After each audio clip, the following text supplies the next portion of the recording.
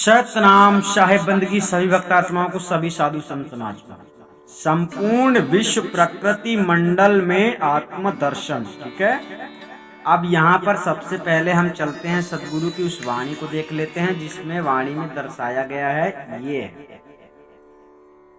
शब्द नंबर 27। वाणी कहती है, भाई रे अद्भुत रूप अनूप कथ्यो है, कहाँ तो को पति आई, जहाँ जहाँ देखो तहाँ तहाँ सोई सब घट रहा समाई।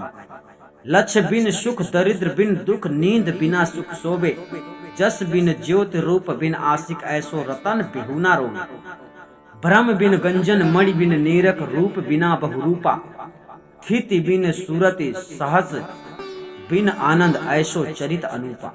कहाँ ही कबीर जगत हरि मानिक, देखो चित अनुमानी, परिहरि लाख लोभ कुटुम तजी, भजहु न सारंग पानी। चलते हैं, सदगुरु इस शब्द का वर्णन किस प्रकार से समझाना चाहते हैं। संपूर्ण विश्व प्रकृति मंडल में आत्मदर्शन, यानी जिसको समदृष्टि हो जाती है, जिसको आत्मज्ञान हो जाता है, सर्वत्र जगत में उसे चेतन आत्मा के दर्शन होने लगते हैं, सो वही मनुष्य इस संसार से छूट सकता है।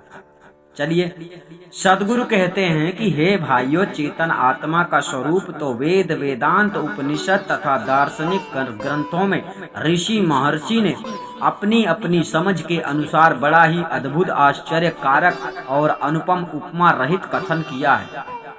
कहीं तो ज्योतिर्मय सच्चिदानंद स्वरूप और कहीं आकाशवत स्वरूप कथन किया है, किंतु उक्त चेतन आत्मा के यथार्थ वास्तविक स्वरूप का लक्ष्य तथा उसके मूल स्थान का भेद यदि मैं कहूँ तो कौन विश्वास करेगा।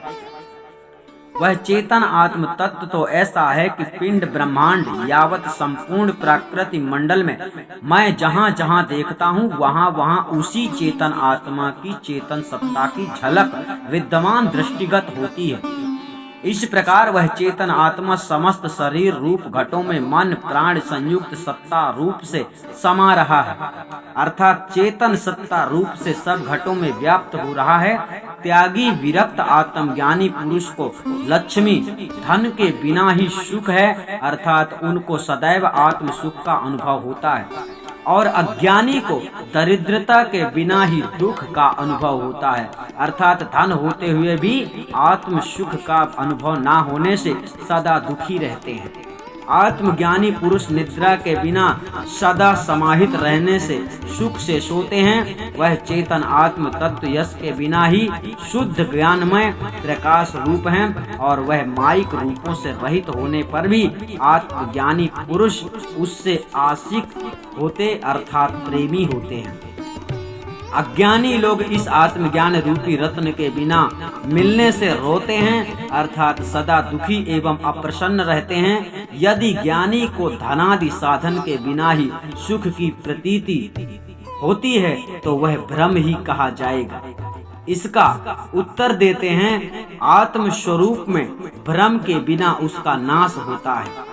मणि के बिना ही निरीक्षण परीक्षा होती है, और वह चेतन आत्मदेव रूप के बिना ही बहुधा प्रकार के माइक नाम रूपों को धारण करता है, और स्थिरता के बिना ही चिंतन ध्यान होता है, और एकांत के बिना ही आनंद होता है।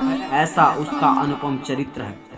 सदगुरु कबीर साहब कहते हैं कि इसी प्रकार अपने चित्त में विचार करके देखो कि जगत में महाप्रलय काल के समय संपूर्ण स्थूल रचना को हरने अर्थात विलीन करने वाला हरि रूप रत्न ब्रह्मांडी सिद्धात्मा जो निरंजन है, वही सर्वत्र अपनी चेतना शक्ति मन प्राण वायु संयुक्त व्याप्त हो रहा है। इसी से वेदांत में कहा है कि सर्व खल्विदम ब्रह्म, अर्थात ब्रह्म सर्व जगत में व्याप्त है। इस कारण सर्व जगत को ब्रह्ममय देखो, यह तो है निर्गुण ब्रह्मवादियों का कथन।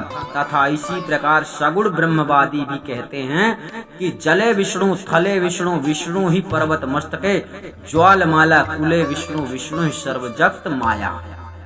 एवं सिया राम मैं सब जग जानी, करऊं प्रणाम जोर जुग पानी। अतः यहाँ पर सदगुरु ने निर्गुण ब्रह्मवादी और सगुणवादी विष्णु के उपासक भक्त दोनों के भाव का वर्णन किया है कि उन लोगों का कथन है कि सर्व जगत में हरि रूप रत्न को विद्यमान देखो और सर्व लाखों संपत्तियों को तथा कुटुंबी जनों को परित्याग करके धनुषधारी भगवान राम को भजो एवं सर्व जगत को ब्रह्ममय देखो। वास्तव में ज्ञानाधिकरण आत्म से आत्मा द्विविधों ब्रह्मांडस्थ आत्मा और पिंडस्थ आत्मा अर्थात ज्ञान का अधिकरण ही आत्मा है। वह आत्मा दो प्रकार की है, ब्रह्मांड स्थानीय आत्मा और पिंड स्थानीय आत्मा। जैसे कि यों सर्व जगत व्याप्नोति सा आत्मा ईश्वरस्य उच्यते, सा आत्मा ईश्वरस्य उच्यते। और यो सर्व शरीरम भिन्नम भिन्नम व्याप्नोति सा आत्मा जीवस्य उच्यते। जो संपूर्ण जगत विराट में व्यापक आत्मा है, उस आत्मा को प्रकृति मंडल की उत्पत्ति प्रलय करने के कारण विद्या माया के संयुक्त ईश्वर कहते हैं। और जो समस्त भिन्न भिन्न शरीरों में भिन्न भिन्न आत्मा व्यापक है, उन आत्माओं को अविद्योपाधि अज्ञान दशा से जीव कहते हैं। और जब भेदी आत्मज्ञानी सतगुरु के द्वारा अपने आत्म के स्वरूप लक्ष्य संयुक्त मूल स्थान का ज्ञान प्राप्त हो जाता है, तब पूर्ण स्थिति होने पर शुद्धात्मा कहा जाता है। अब ध्यान रखना, इस संसार में जितने लोग आप लोगों को शरीर में उसका स्थान बतलाते हैं, आत्मा का या कि परमात्मा का, तो समझ लेना कि तुम्हें सही स्थान पता नहीं बताया जा रहा।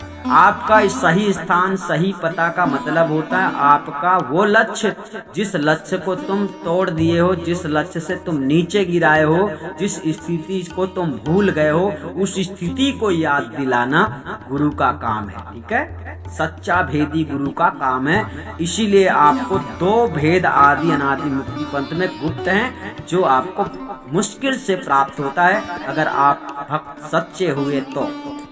अतः उसी शुद्धात्मा चेतन से परे आगे महाचेतन सार शब्द स्वरूप परम पुरुष परमात्मा है।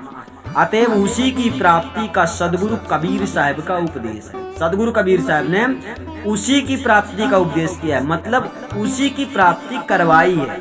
ठीक है, वह महाचेतन सतपुरुष परमात्मा निर्गुण निराकार ब्रह्म और सगुण निराकार ब्रह्म तथा सगुण साकार ब्रह्म इत्यादि सबसे परे आगे है।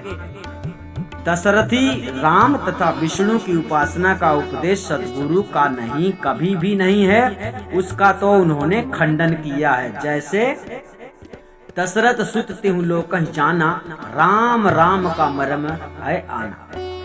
मतलब राम नाम का मर्म अलग है, दूसरा माया के बस में परे ब्रह्मा विष्णु महेश, सनक सनंदन शारदा गौरी पुत्र गणेश। ठीक है, अब यहाँ पर सदगुरु ने और भी बड़े शब्दों में कह दिया है, अलख निरंजन लखै न कोई, जहीं बंधे बंधा सब लोई। कोई ध्यावे निराकार को, कोई ध्यावे साकारा, वह साहब दोनों से न्यारा, जाने जानन हारा। जा साहिब से भयो निरंजन, सो साहिब है न्यारा। का मतलब है जिस साहिब से निरंजन की उत्पत्ति हुई है, वो साहिब इससे भी न्यारा है। सतनाम साहिब बंदगी कबीर बीजक को पूरी तरह से जानने के लिए इस चैनल में हमेशा के लिए आप लोगों को चैनल सब्सक्राइब कर लेना है, ताकि सब कुछ आप लोग जान सको सदगुरु कबीर साहब का असली ज्ञान, ताकि आने वाले भविष्य में तुम्हारी चेतना जाग जाए और तुम पाखंडों को छोड़कर सत्य मार्ग में लग जाओ, यानी आदि अनादि मुक्ति पंथ में जुड़कर अपने जीवन का कल्याण करो, ताकि आप लोगों का जीवन सार्थक हो जाए। सतनाम साहिब बने।